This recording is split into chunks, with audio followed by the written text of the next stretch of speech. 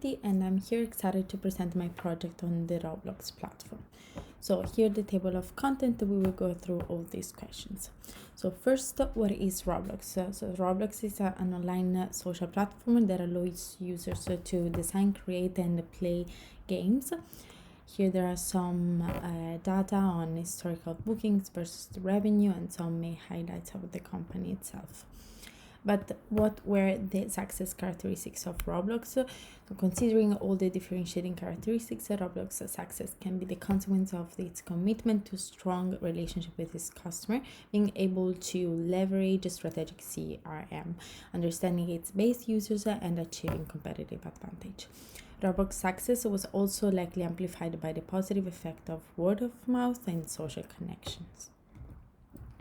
Regarding the current problems instead, the decline in users' engagement, size, and share of wallet directly affected the customer lifetime value and as a result, the overall customer equity. In addition, Roblox does not hold a contractual setting with its customers, facing a continuous transaction streams, making the prediction of CE more difficult and volatile. For these, models such as Pareto and NBD can help. Second, market capitalization decrease together with the shareholder value, as also witnessed by the link between the customer equity and market capitalization. Moreover, Roblox has some unprofitable customers in terms of monetization according to the activity-based costing theory. Lastly, I guess that one of the reasons of the Roblox crisis was the lack of loyalty programs that although unable to create true loyalty, they might instead be beneficial in terms of the profit.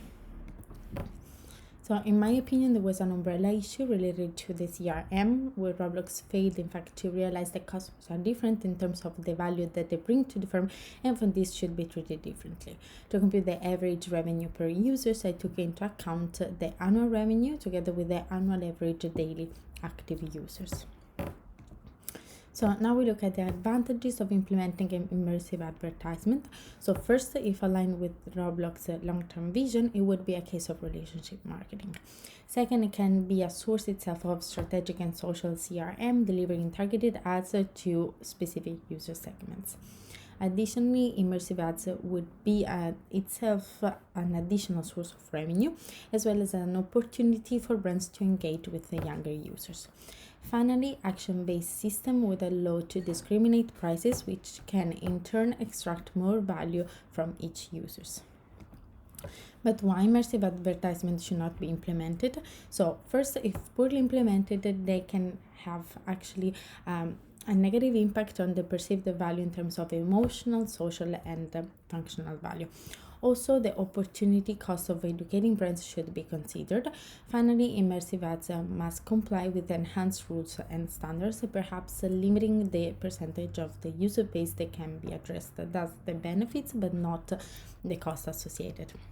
In conclusion, it is important to carefully weigh the pros and cons of immersive advertising so that the choice would be in line and should be in line with Roblox's long-term beliefs and goals. Now we look at the advantages instead of implementing scarcity economy. First, it can increase profit by higher pricing and by creating a sense of urgency. And the user retention, willingness to pay, and CLV are likely to increase as a result of the item's perceived value and a higher level of abstraction. Also, a scarcity economy, it's a prevention solution to price war, which is likely to happen if supply continues to grow this fast. Furthermore, through verified badges, it is possible for Roblox to cultivate relationship with key users, improving CRM, and this could be also transformed into a sort of loyalty program. Last but not least, this strategy is likely to be appealing to the brands that can use Roblox as a channel to launch limited collections, items, etc. But why instead the scarcity of economy should not be implemented again? So first, developers pay a manufacturing fee, and this would shrink the range of feasible prices, setting a constraint to the contribution margin. Overall, setting prices is a complex process itself. In fact, you need to look at price acceptance, response, sensitivity, as well as the willingness to pay of customers, and here conjoint analysis could help.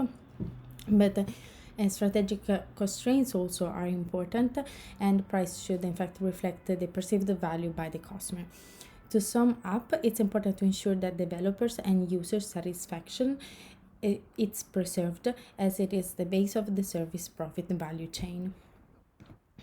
So regarding how brands said should engage on Roblox, first, brands should cultivate the CRM and improving customer equity through the platform. Word of mouth and social value are both a cause and a consequences of this. Brands can rely on data mining and analytics to quantify the success of the implemented strategy of Roblox and their return, managing customers according to their profitability.